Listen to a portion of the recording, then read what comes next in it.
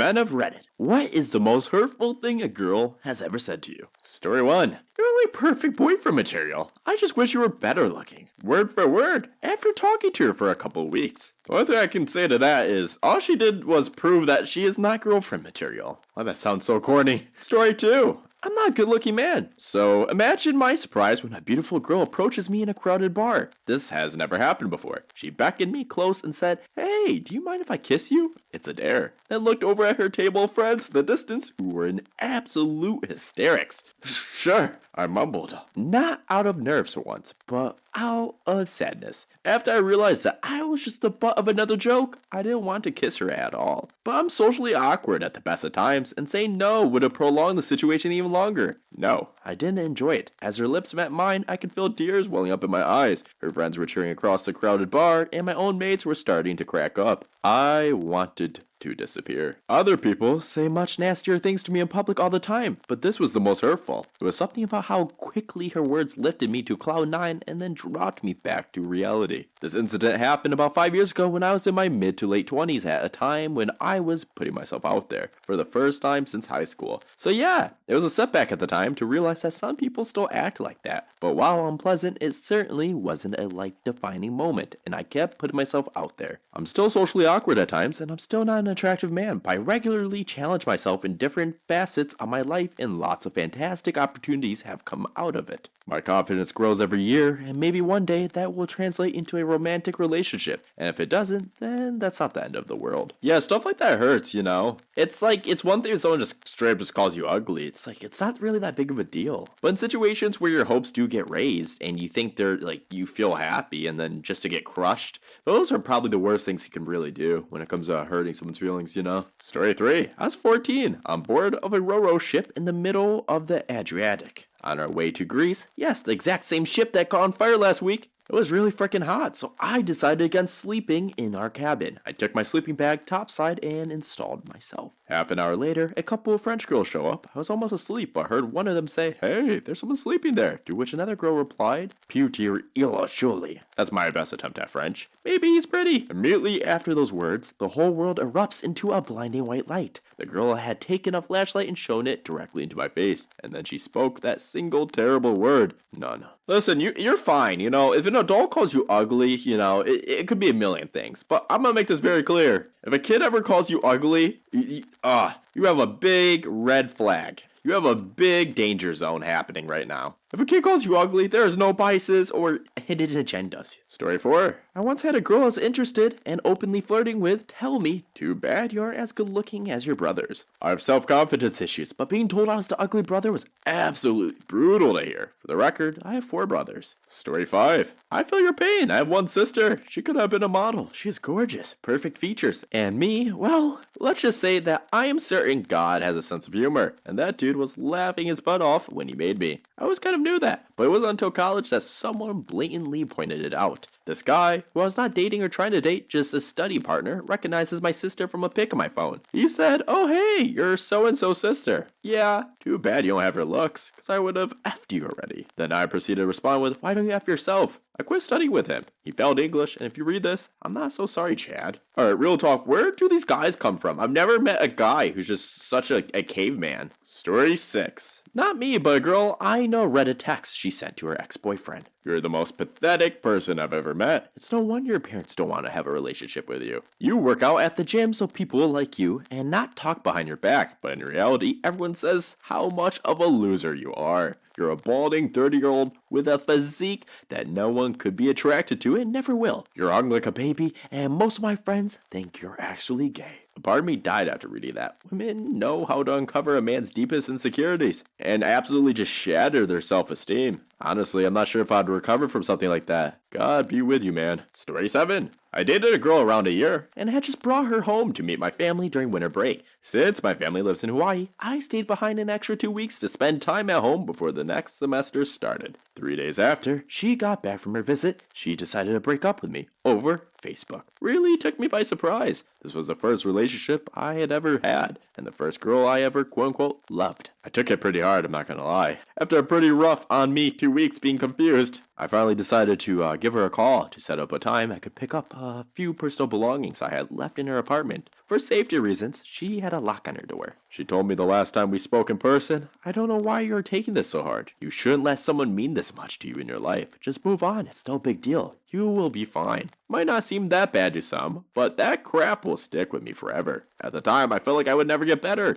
I have to say though, it's probably the nicest thing she ever did for me. Got my crap together and worked on myself. Honestly, I can't be happier than I am right now. Sometimes things do happen for a reason. Story 8. I love you, said as I dropped her off at her crappy apartment. Allegedly, I could never come in when her roommates were home since they were hostile and very embarrassing people. So it went for months. Later it would turn out it was because she didn't live there. Her boyfriend lived there. Her apartment was a short walk around the corner from there. Apparently it was too long of a walk, so she would simply have me deliver her to her other man. She would kiss me goodbye, say she loved me, and less than a minute later be wrapped around another guy. Story 9. I had a girlfriend that I lived with for a year before I moved off to college, but we stayed together. We got into a big fight really quickly after that, and she was legitimately trying to make me break up with her. She said every mean thing that she could think of, short of one untouchable subject, to get me to say I was done. When we were together, she had been pregnant but had a miscarriage. During our fight, she said, "I'm glad I had that miscarriage. You would have been a terrible father." As someone who had lost a parent at a young age, I have always known that I would do my best to give my kids the world when that time does come. And I was not against the idea of us having kids together. I loved her. When she said that, it got deep.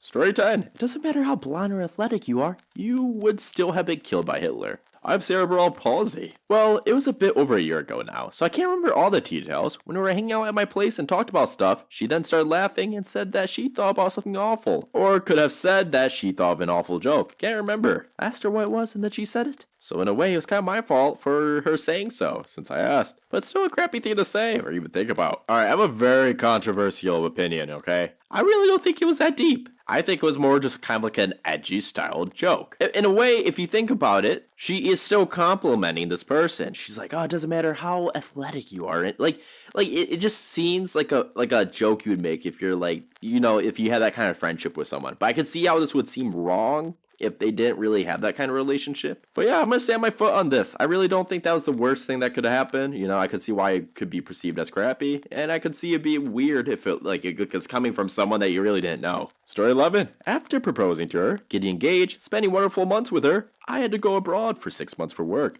About 3 months in, she said, "I feel like I made a mistake. I don't feel like that I'm close to you or I love you anymore." By text. The way I felt at the moment was indescribable. A few months later, she came back to me to tell me that she actually loves me and wants me as a friend. Hurts terribly when you're still emotionally recovering. A month later, she got engaged to another guy who was already the source of arguments when I was still with her. My entire life felt like a lie at that point. I felt like the 3 years I spent with her were just a big lie, and this guy had probably already been around for a long time. To save me from depression, I decided I wouldn't continue asking me questions about was it actual love or was she with him, lying the whole time, and chose to trust her. Still terrible though. Story 12. A bit of a backstory, but the case has a bit of poetic justice as well. This was in college, and because I tend to have a large vocabulary, the girl that ended up becoming my fiance thought I was from some rich family out in suburbia, as opposed to a scholarship student. Anyways, long story short, she begins to prepare moving into my rent-controlled apartment, and disillusionment begins setting in immediately. She sees quickly she's not going to be getting her white picket fence fantasy right off the bat, and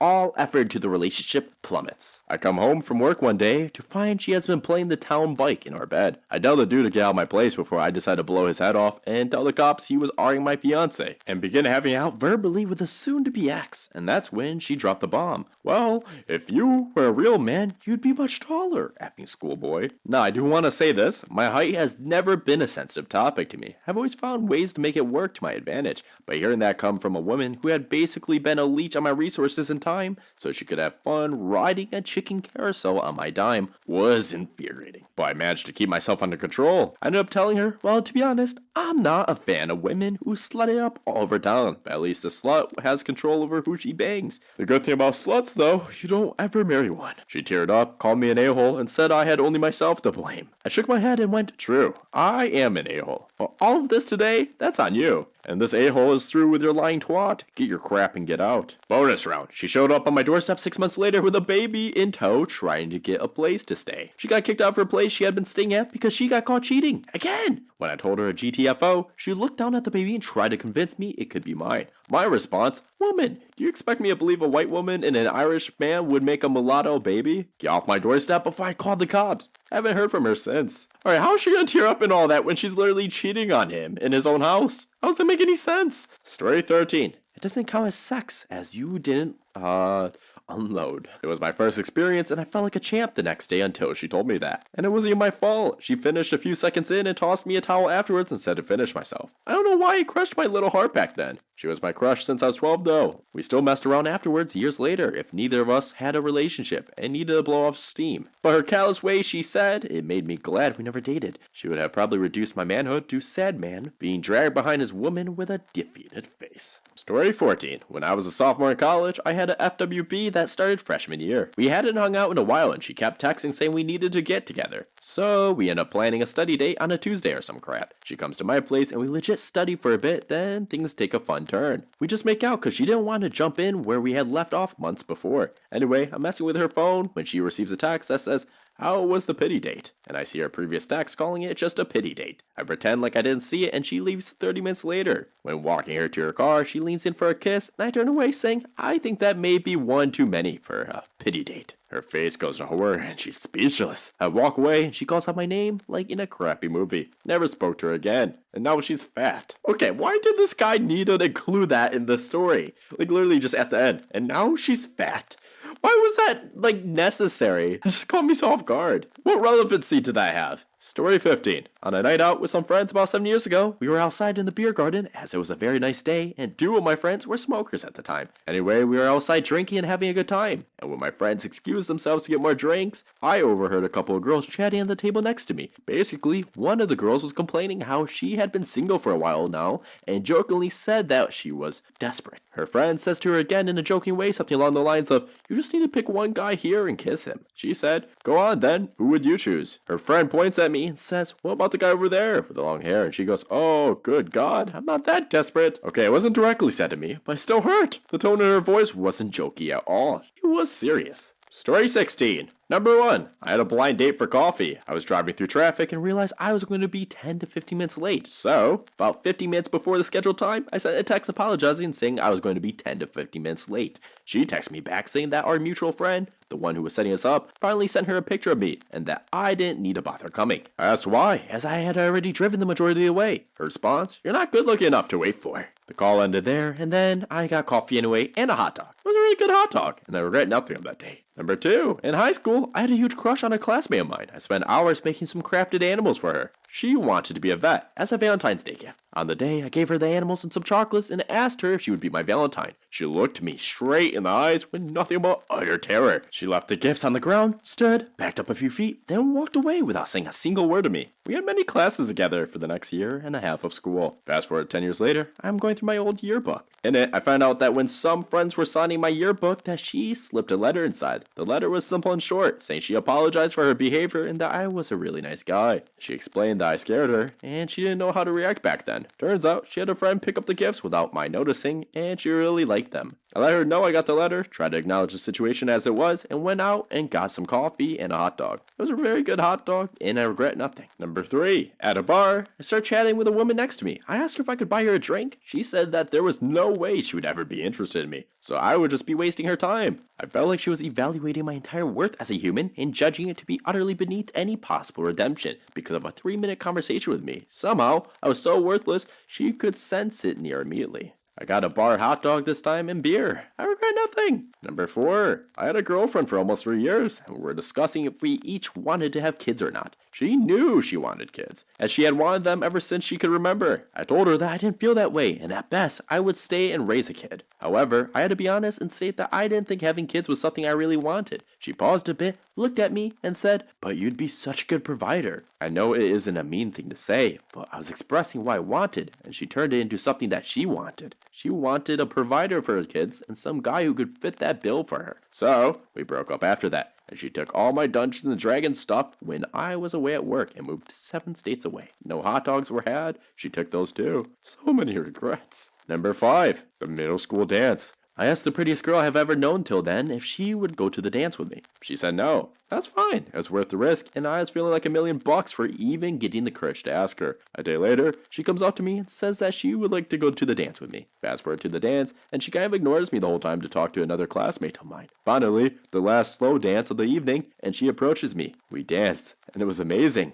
I'm not a super emotional guy, but it was time slowing, adrenaline pumping, face flushing, time traveling, amazing. At the end, she kisses my cheek and walks right over to the same classmate. I hear her say to him, "There, I did it. Can I have my stuff back now?" The same classmate repeatedly pantsed me throughout the entire year of gym class, before and after the dance. Never understood what his deal was. He's a banker now. No hot dogs. Alright, why is this man so obsessed with hot dogs? Holy crap. Either some reason, every time this guy gets his heart broken, he just gets a hot dog, or this guy just be eating hot dogs every single day. And I'm not sure which one to guess. Story 17. Now that I'm earning more than you, I don't think I need you anymore. 8 years of supporting her, from corner shop job to deputy head teacher, working my balls off to get our first flat and then house, selling my business to have a better life together, and then taking a pay cut in another job so I would be less stressed about work for her. What she actually meant was I'm effing the trainee teacher at work and I'm trying to think of every excuse possible to justify my behavior. Well, we're divorced now, and I've tripled my salary since she left. I like waving to her from my Merc. Alright, that's some Sigma energy right there. See? That's some good energy. Yeah, you know, I hate to say it, but like, you really have to focus on yourself as an independent person, even in a relationship. Like, you shouldn't be selling a business for a relationship. I understand every context is different. Don't take my advice with a grain of salt. Don't even take it with any salt.